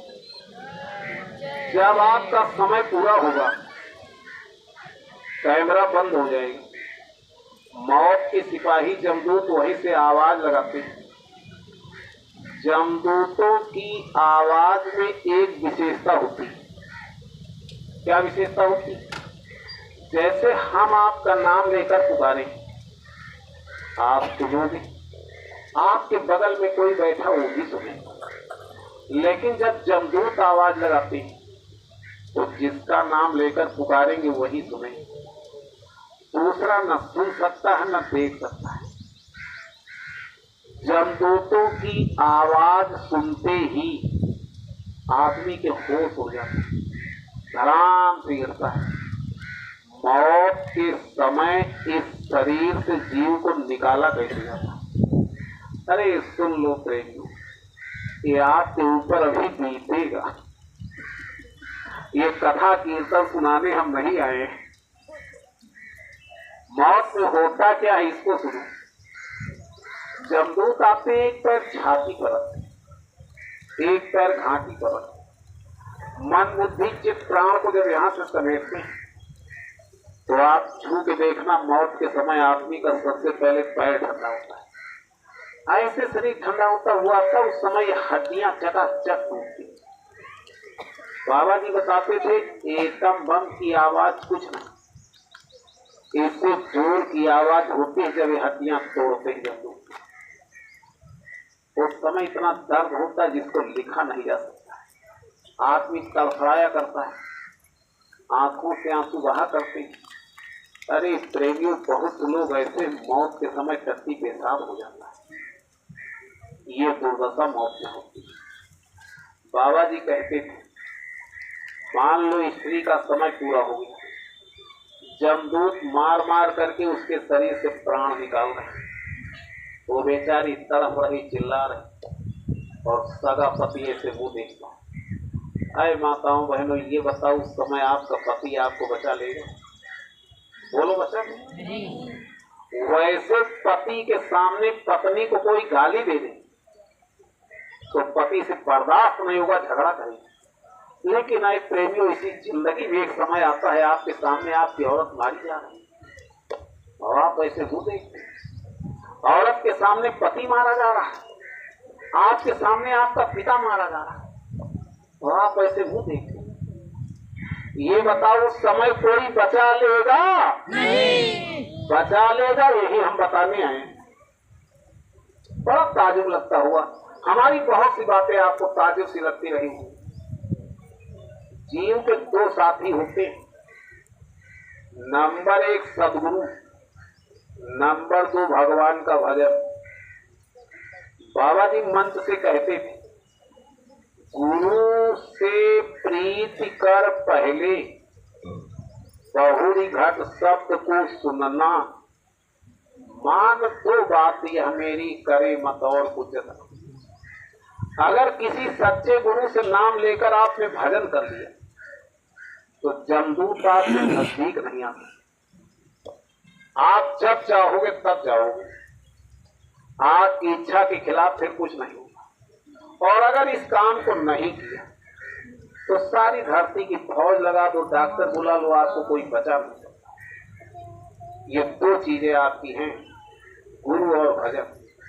गुरु से प्रेम करो। अच्छा, जिससे प्रेम करते उसके साथ कैसा व्यवहार करते हो? बाबा जी ने 3 बातें बताया था, लिख लेना।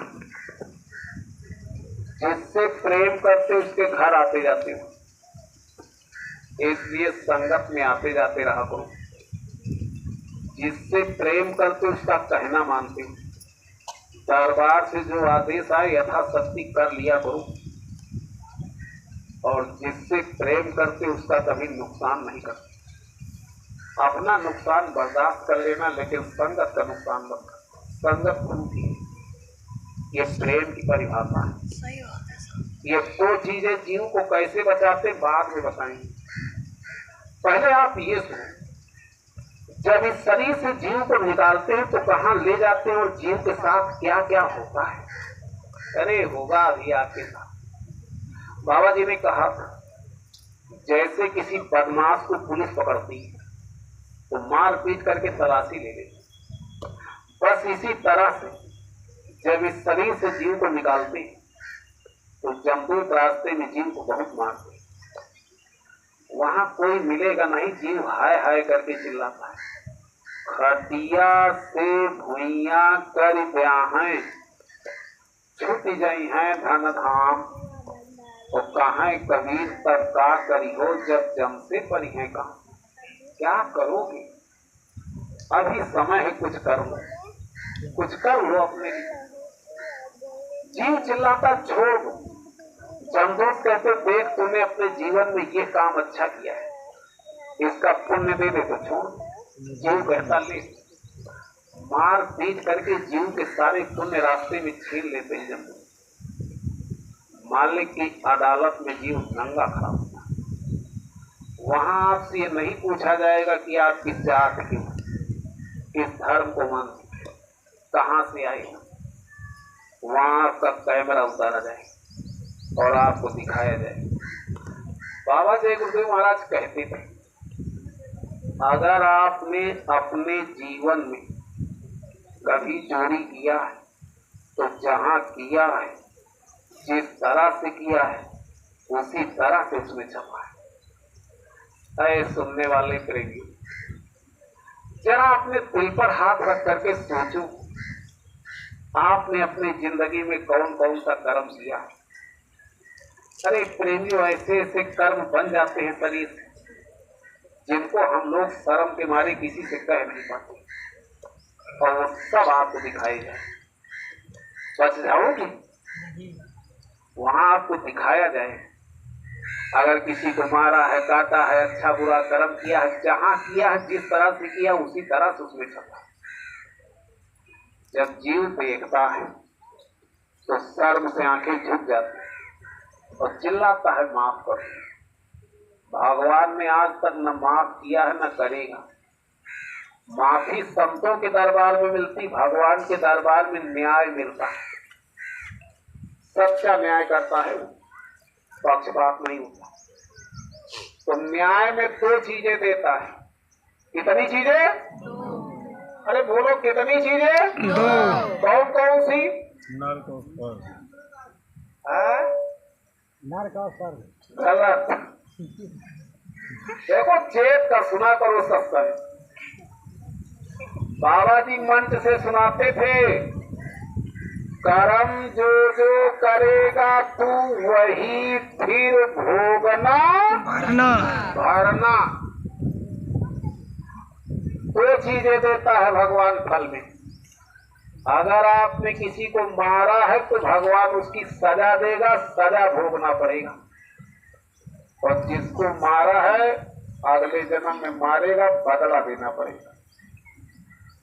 सजा भी भोगना पड़ता और बदला भी देना पड़ता, ये दो चीजें मिलती।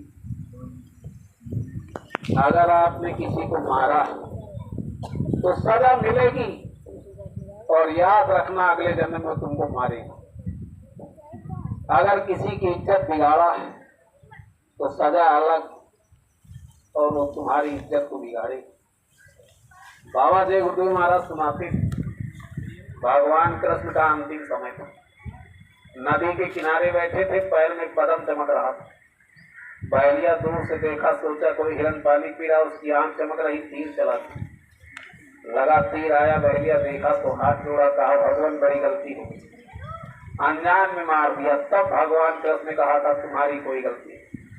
त्रेता में हम राम थे, तुम बाली थे, मैंने छुपकर बाण मारा था, आज तुमने अपना बदला ले लिया। अरे मनुष्य, राम और कृष्ण जैसे अवतारी महापुरुषों को अपने कर्मों का बदला देना पड़ा तो तुम्हारी क्या हस्ती है? ये सब आपको भोगना, बच नहीं सकते। सजा में ये जितने पशु पक्षी जल के जीव थल के जीव आप देख रहे हो, इन सबको एक बार मनुष्य का शरीर मिला। मनुष्य शरीर में इन्होंने ऐसा कर्म किया, भगवान ने पशु बना दिया, पक्षी बना दिया, सब अपने अपने कर्मों की सजा भोग रहे हैं। ये भोग योनि में है और मनुष्य कर्म योनि में। इनको क्या सजा मिलती, हम केवल दो बातें बताएंगे। नंबर एक, इस धरती पर मनुष्य एक ऐसा प्राणी है जिसको कपड़ा मिलता है।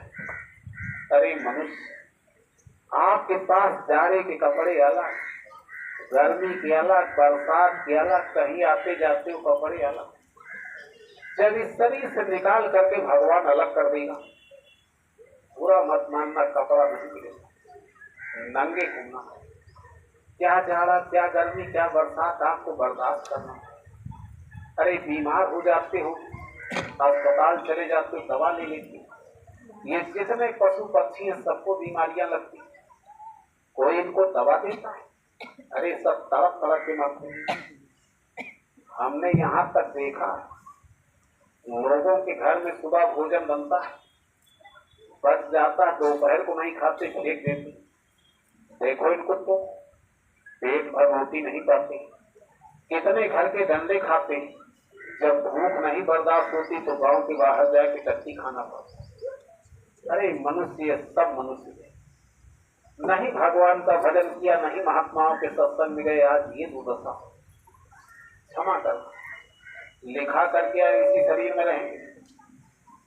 जब इसका समय पूरा होगा और इस शरीर से निकाल करके भगवान पशु पक्षी बना देगा तो नंगे दरवाजे दरवाजे जाना पड़े। साहब कभी ने लिखा है, बड़े घरन की नारियां सत्संग सुनन न जाए, तेहि कारण कुतिया बनी घर घर डंडा। आज लाज लगती है, शर्म लगती है सत्संग में आने, भजन करने, और जब इस शरीर से निकाल करके पशु पक्षी बना देगा भगवान, तब क्या? हे मनुष्य, अपने ऊपर दया करो। अरे ऐसा कर्म तो कर लो कि कम से कम पेट भर रोटी मिल जाए, ऐसा कुछ कर लो कि कम से कम कपड़ा मिल जाए, ऐसा कर्म ना करो कि टट्टी खाना पड़े। अपने जीव की दया कुछ पालो, 84 का पेड़ बचा लो, कुछ अपने ऊपर दया करो, दया करो अपने, बचा लो अपनी आत्मा। महात्मा ये सब है। और नहीं आगे बड़ी परेशानी भजन की। इस जितने संत है सब इस बात को बताए, और इसको भोगने में कितने युग और कल्प बीत जाएंगे, इसलिए महात्मा समझाते हैं। किसी महात्मा ने कहा है, 100 काम छोड़ के नहा लेना, 1000 काम छोड़ के भोजन कर लेना, और दुनिया का सब काम छोड़ के भगवान का भजन कर लेना। यही भजन तेरे संग चलेगा, पाएगा आराम। मन तुम भजो गुरु का नाम। भजन कर लो।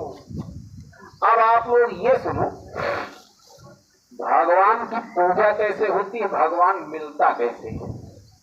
तो मेरी तरफ दोनों आंखों के पीछे मध्य भाग में जीव बैठा है। यहां से नीचे आपके शरीर में 9 दरवाजा है। वो आंख, तो कान, नाक, मुंह, टट्टी, पेशाब का रास्ता इस सबके पास है। हर दरवाजे से गंदगी निकलती है, आंख से, कान से, नाक से, मुंह से, टट्टी पेशाब के रास्ते। एक बात लिख लेना, गंदगी में कभी भगवान नहीं मिलता। हिंदू लोग क्या करते हैं, स्नान करके तब पूजा करते।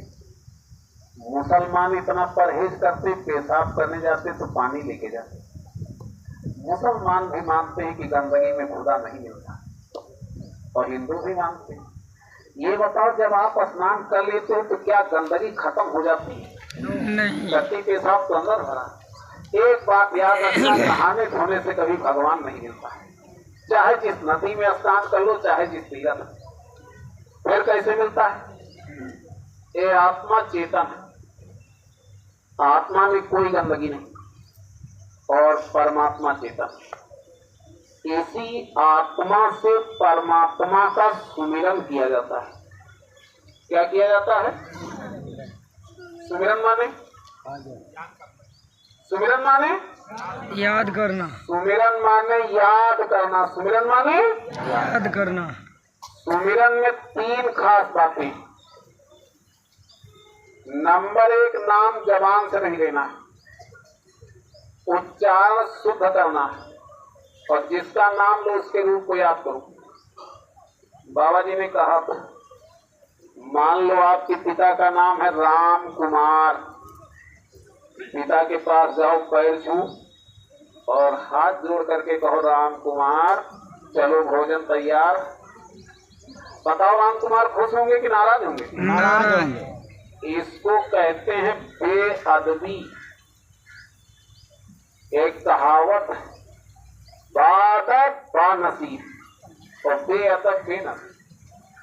जो बच्चे बच्चियां बेअदब हो जाते हैं, समझ लेना उनका भाग्य खराब है। बेअदबी से कभी भगवान नहीं मिलता, इसलिए अदब से उसकी पूजा किया। होठ कंठ हिले नहीं, जिभ्रा कहे न नाम, मन मेरा सुमिरन करे तब पावे विश्राम। यही घाट पर मन को रो करके जब आत्मा अपने प्रभु को पुकारती तो प्रभु ऐसे देखता है। प्रभु के नजरों से दया बरसती, उसी दया दृष्टि से जीव के ऊपर जितना कर्मों का पर्दा है ये सब खत्म हो जाता है। और जब खत्म होता है तो जीवात्मा की आंख खुल जाती, दिव्य दृष्टि। उस समय जितने देवी देवता सब दिखाई पड़ते। क्षमा करना, लोग कहने लगते जय गुरुदेव वाले देवी देवता नहीं मानते। अरे बाबा जी ये बताते थे कि देवी देवता मिलते कैसे। जिस देवी देवता भगवान की आप पूजा करते, कभी सोचा कि कैसे मिलेंगे?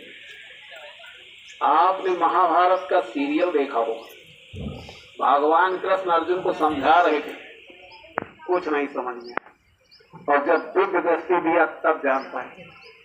अरे साक्षात भगवान कृष्ण समझा रहे थे, तब तो समझ में नहीं आए। आपको कोई ब्राह्मण विद्वान गीता भागवत सुना दे, कृष्ण राम को जान जाओगे? वो दिव्य दृष्टि का विषय है।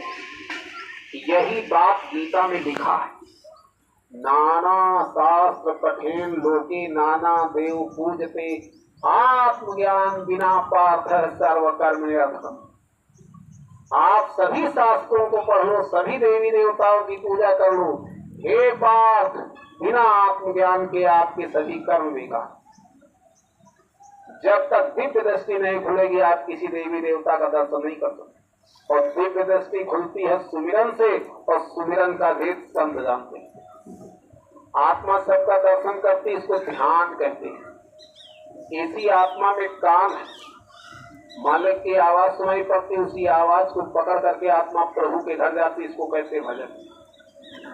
सुमिरन, ध्यान, भजन, ये 3 क्रियाएं भगवान को पाने की। यह रास्ता हमेशा रहा है, आज भी है और आगे भी है। रामचरितमानस में लिखा, चहु जुग 3 काल तिहु लोका, भय नाम जप जीव विशोका, चहु जुग चहु सुच नाम प्रभाव, कल विशेष नहीं आन उपाऊ। दूसरा कोई उपाय। एक बार शंकर भगवान ऐसे बैठ गए, बीते संपत सहस्र 87 कपि समाध संभोगिना। 87,000 वर्ष तक शंकर जी ने तपस्या किया। माँ पार्वती ने पूछा, भोलेनाथ कुछ मिला?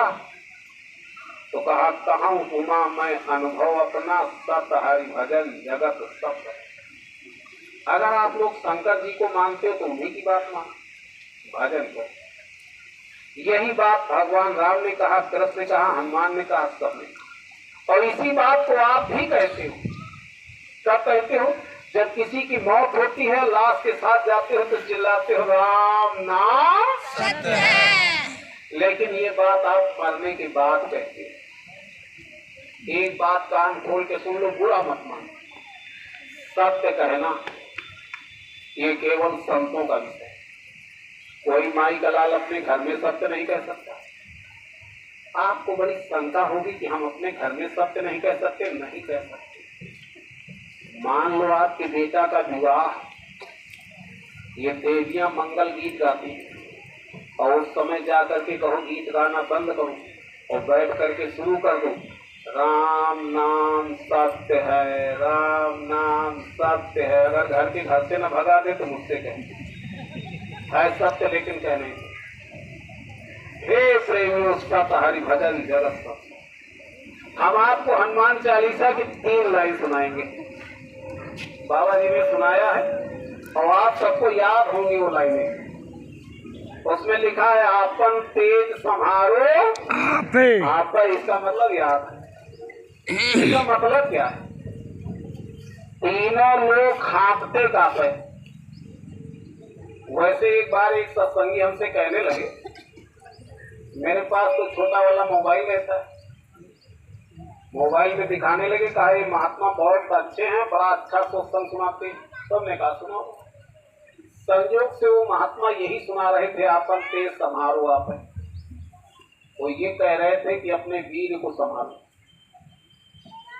एक बार जय गुरुदेव आश्रम मथुरा में एक साधु आया, बड़ा हट्टा कट्टा, बड़ा खूबसूरत। मंदिर के गेट पर एक सत्संगी रहते थे। उनसे पूछा, बाबा जय गुरुदेव कहाँ? कहा क्या करोगे? कहा मिलना चाहते हैं। सत्संगी ने कहा बाबा जय गुरुदेव अंतर्यामी, तुम्हारे अंदर इच्छा पैदा हो जाती, यहाँ दर्शन दे देंगे। साधु ने कहा हम बात करेंगे। कहा क्या बात करोगे? हम ही से कर लो। सही। कहा हम ये जानना चाहते हैं क्या बाबा जय गुरुदेव बाल ब्रह्मचारी? और सीना ठोंक करके उसने कहा था मैं बाल ब्रह्मचारी। और कुछ कहा था जिसको हम नहीं कह सकते। तब सत्संगी ने कहा अच्छा साधु जी, आपको इस बात का घमंड है कि मैं बाल ब्रह्मचारी हूँ। अगर इंद्री के एक दरवाजा को रोकने से परमात्मा मिल जाता तो देश में जितने हिजड़ा हैं भगवान इनकी गुलामी करते। चुपचाप पर झुका के साधु चला। करीब 83% गलतियां केवल आंखों से होती हैं। एक दरवाजा को बंद करने से परमात्मा नहीं देता। और उसमें लिखा है आपन तेज संहारो आप। और विद्वान यही करता है। तो अपना तेज क्या है? सुमिरन ध्यान भजन करके अपनी आत्मा के आंख कान को खोल। जब आत्मा की आंख खुलती, कान खुलता, आत्मा अपने स्वरूप का दर्शन करती, तो उस समय 3 लोग की जितनी शक्तियां हैं आत्मा के सामने हाथ जोड़ करके खड़ी हो जाती। 3 लोग के अंतर्गत तो ब्रह्मा विष्णु महेश देवी देवता सब आते हैं। ये आपके हनुमान चालीसा में लिखा है। आगे क्या लिखा है? भूत पिशाच निकट नहीं आवे। अरे जब भजन करोगे तो भूत प्रेत तुम्हारे नजदीक नहीं आएंगे। कितने लोग परेशान, झाड़ फूक करने वाले लूट लेते हैं। वो कहते हैं भूत तो तब भागेगा जब बलि चढ़ाओगे। आप कहते हो हमारे भगत आदमी, वो कहेगा पैसा दे दो हम कटवा देंगे। आप लालच में पैसा देते हो, आपके पैसा से जीव काटा जाएगा, पाप लगेगा। भूत तो भागेगा नहीं।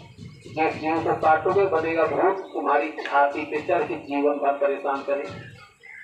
महात्माओं ने आपके लिए क्या नहीं बताया।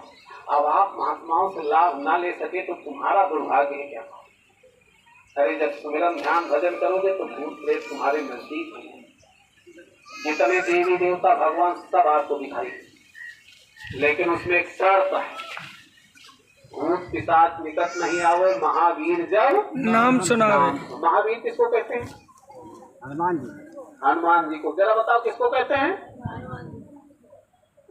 अब आपका ही क्या कसूर है? वैसे इस धरती का चाहे जितना बड़ा विद्वान हो यही कहेगा, लेकिन जब कोई बात न समझ में आए तो उसको बार बार पढ़ना चाहिए। उसमें ये लिखा है महावीर जब नाम सुनावे। और हनुमान जी ने कभी किसी को नाम नहीं सुनाया। हनुमान जी भक्त कभी नाम नहीं सुनाता। महावीर सदगुरु को कहते हैं। ये बाबा जय गुरुदेव महाराज ने सुनाया था। जब कोई सदगुरु नाम सुनाएगा, सुमिरन ध्यान भजन करोगे, फायदा तब होगा, और अपने मन से राम राम करो तो कुछ नहीं मिलेगा। ये बाबा जी ने बताया। आगे उसमें लिखा नासय रोग हरय सब पीरा और जपत निरंतर हनुमत वीरा। हनुमान जी जपते थे निरंतर, बताया किसी को नहीं। बताने वाले को महावीर कहते, महावीर सदगुरु को कहते। तो देखो हम आप लोगों के पास एक निमंत्रण लेकर के आए हैं। 13, 14, 15 मार्च को होली का कार्यक्रम जय गुरुदेव आश्रम मथुरा में। 14 तारीख को प्रातः लगभग 7 बजे से, हो सकता है 6:45 बजे ही महाराज जी मंच पर आ जाएं, 6:30 बजे भी आ सकते हैं। पूज्य पंकज जी महाराज सत्संग सुनाएंगे। भगवान से मिलने का भेद, सुमिरन भेद, ध्यान भजन का भेद मुफ्त में बताएंगे। न चेला बनना है, न दक्षिणा देना है। सुन करके समझ करके सुबह शाम करना। करोगे तो आपको अनुभव होगा। आपके अनुभव में आए सही है तो करना, और ये लगे गलत तो मत कर। फिर क्या करना, किसी सच्चे संत को ढूंढ लेना और रास्ता लेकर के भजन कर लेना। जो आपका कल्याण कर दे उसी से करा लेना। महात्मा कभी किसी की निंदा बुराई नहीं करते। बाबा जी ने कहा आगे का जो खराब समय आ रहा, भगवान के भजन से रक्षा होगी, बाकी तुम्हारे सभी संसाधन फेल हो जाएंगे। इसलिए सब लोग आज से संकल्प लेकर के जाओ, 1 घंटा सुबह 1 घंटा शाम सब लोग भजन करो। पूज्य महाराज जी ने कहा नियम बना लो, पहले भजन करेंगे बाद में भोजन करेंगे, तो यहाँ भी सुखी रहोगे और वहाँ भी। इसलिए हे प्रेमियों भजन करो। अच्छा तो ये बताओ, इतनी देर हमने आपको सुनाया तो हमने किसी की कोई निंदा बुराई तो नहीं किया? नहीं। गुरु महाराज कहते थे कभी किसी की निंदा बुराई मत करना, उसका पाप तुम्हारे ऊपर आता है। हम निमंत्रण लेकर के आए होली के कार्यक्रम का, तो ये बताओ ये निमंत्रण स्वीकार है आप लोगों को? स्वीकार है। जरा हाथ खड़ा करो, बोलो जय गुरुदेव, जय गुरुदेव। एक बात याद रखना, ये क्यों कराया जाता है?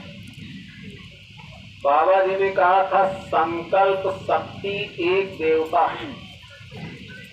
जब आप अच्छे काम का संकल्प करते हो तो देवता आपकी मदद करता, काम आसान हो जाता। इसलिए महात्मा जी से संकल्प कराते हैं।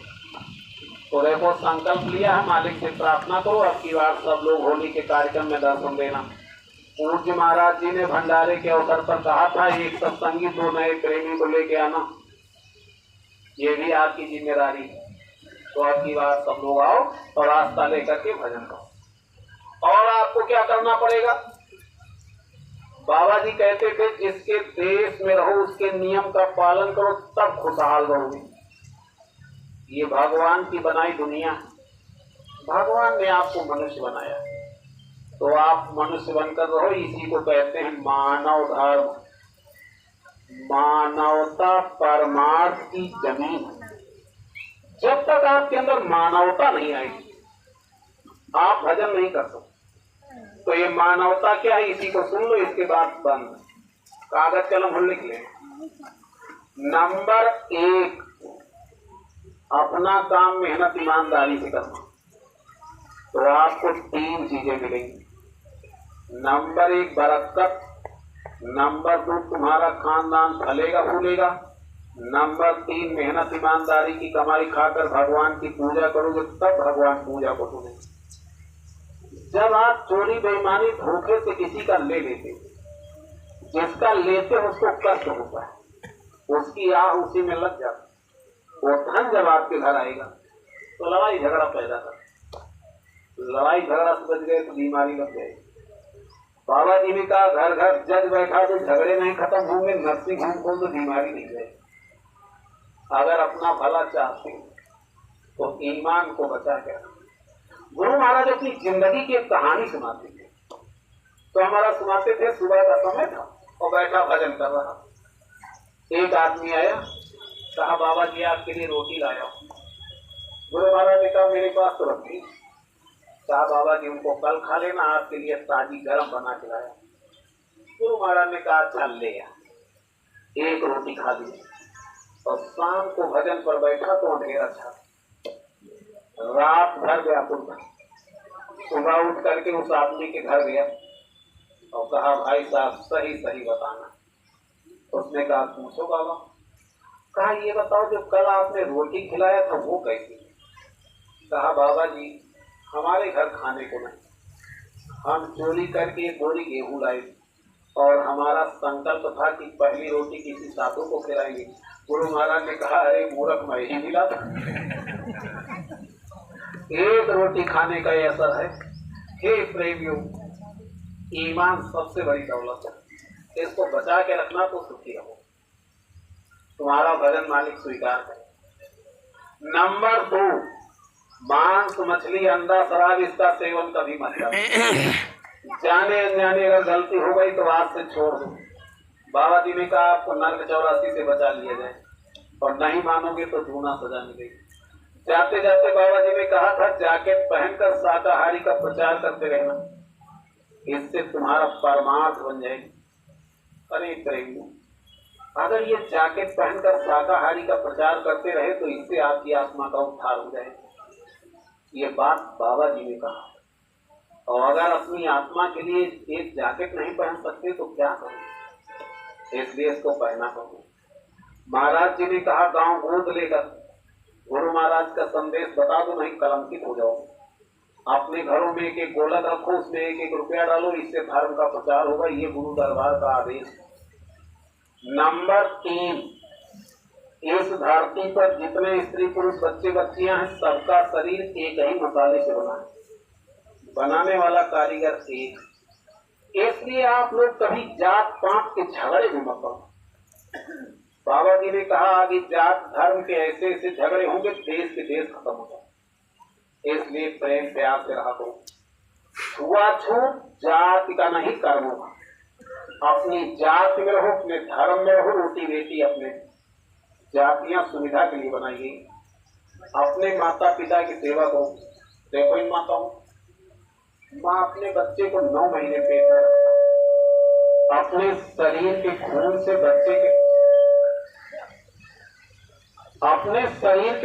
बच्चे के शरीर को बनाती है माँ। जाड़े का महीना, बच्चा बिस्तर पर पेशाब कर देता है, माँ गीले में रहती, बच्चे को सूखे में रखती। अगर बिस्तर पूरा गीला हो गया तो माँ अपने बच्चे को सीने पर लिटा लेती। अरे प्रेमियों, जिस माँ ने इतनी सेवा किया उसका कर्जा तुम्हारे ऊपर चढ़ा। पिता नमक रोटी खा के पढ़ाता लिखाता है। अगर माता पिता का बुढ़ापा आया है, अवसर मिला है तो सेवा करके कर्जा अदा कर लेना एक मानव धर्म। गुरु महाराज कहते थे बाल बच्चों को सत्संग में लेकर आया करो। आपके बच्चे यहाँ आते एक बात उनकी समझ में आ जाती, माता पिता की सेवा करना चाहिए। अरे इसको छोटी बात समझते हैं। पूज्य महाराज जी कहते हैं शिक्षा जरूरी है, लेकिन अच्छे संस्कार समय की सबसे बड़ी मांग है और संस्कार सत्संग में पड़ते हैं। बाबा जी ने ये कहा था सत्संग सुनने से सुमत आती है और जहां सुमत तहां संपत्ति नाना। तो कैसे सोच लेते हो कि सत्संग में जाएंगे तो नुकसान होगा। चाहे जाओ मथुरा, चाहे जाओ काशी, चाहे बैठो रमाई कूटी, बिन सत्संग सुमत न छूटे। इसलिए भाग दौड़ करके सत्संग सुन लिया। सब लोग अपने माता पिता की सेवा करो। अरे माताओं बहनों, अपने सास ससुर की, वो भी आपके माता पिता। लेकिन एक बात बाबा जी ने और कहा, ऐसा नहीं केवल बहू की गलती होती। बहू अपने माता पिता परिवार को छोड़कर आपके घर आई और आप बहू को परेशान करोगे तो कहाँ जाएगी। सास बहू को बेटी मान ले, बहू सास को माँ मान ले, सारा झगड़ा खत्म। प्रेम से रहा करो, कर्मों का लेन देन, अपने बाल बच्चों की सेवा। इस धरती पर मनुष्य एक ऐसा प्राणी है जिसकी एक औरत होती है, औरत का एक पति होता है। बाकी जितने पशु पक्षी, ना इनकी कोई औरत ना इनका कोई पति। ये चाहे जिससे संबंध बना ले, इनको पाप नहीं लगता है। ऐसा करोगे तो सीधा नरक चले जाओगे। सब लोग अपने चरित्र को बचा के रखना। चरित्र मानव धर्म की सबसे बड़ी पूंजी है। जिसका चरित्र चला जाता है उसका सर्वनाश हो जाता है। इसलिए अपने चरित्र को बचा के रखें। अब आप लोग अपना अपना धर्म सुनो। बाबा जी ने कहा था ये देवियां, इनको मारा मत हो। आप लोग कभी कभी ऐसी भद्दी भद्दी गाली देती, जबान से कहने में शर्म आती। शास्त्रों में ये लिखा है, यत्र नारी पूजन्ते रमन्ते ततो देवता। जहां नारियों की पूजा होती वहीं देवताओं का वास। इसलिए कभी स्त्री का अपमान नहीं करना चाहिए। ये पुरुष का धर्म है। अब माताओं बहनों अपना धर्म सुनो। पतिव्रता मैली भली, काली कुचल कुरूप, पतिव्रता के रूप पर मोहे कोट सुनो। पतिव्रता स्त्री काली हो, कुरूप हो, मैले कपड़े पहन की जिंदगी बिता ले, दुनिया उसकी पूजा करता है। अपने धर्म को बचा के रखना, आपकी पूजा हो जाएगी। एक बात याद रखना, स्त्री को कभी अपने पति का अपमान नहीं करना चाहिए। रामचरितमानस में ये लिखा है, वृद्ध रोगवत जड़ धन हीना, अंध बधिर क्रोधी अति। पति बूढ़ा हो, जड़ हो, रोगी हो, अंधा हो, बहरा हो, क्रोधी हो, ऐसे पति का किए अपमाना, ना रिपाओ जम को दुख। अगर ऐसे भी पति का स्त्री अपमान कर दे तो स्त्री को नर्क जाना पड़ेगा। इसलिए हे माताओं बहनों, कभी अपने पति का अपमान मत करो। स्त्री के लिए पति से बड़ा कोई नहीं होता। आपके दरवाजे कोई भूखा प्यासा आ जाए, भूखे को भोजन, प्यासे को पानी, किससे बड़ा पुण्य इस धरती पर कुछ। और कम से कम 1 घंटा सुबह, 1 घंटा शाम भगवान का भजन, ये है असली मानव धर्म।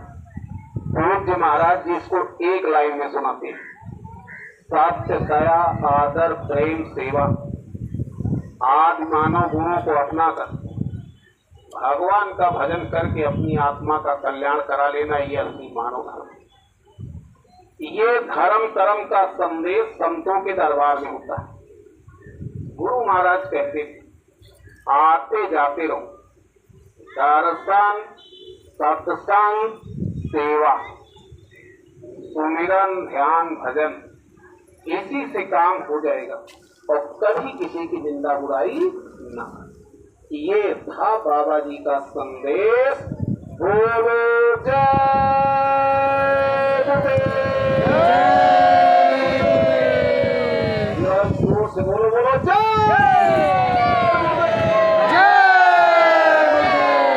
बाबा जी का कहना है, शाकाहारी रहना है, हाथ जोड़कर विनय हमारी हो जाए सब शाकाहारी। बाबा जी की अर्जी है, आगे आपकी मर्जी है। जय गुरुदेव। देखो अपने बीच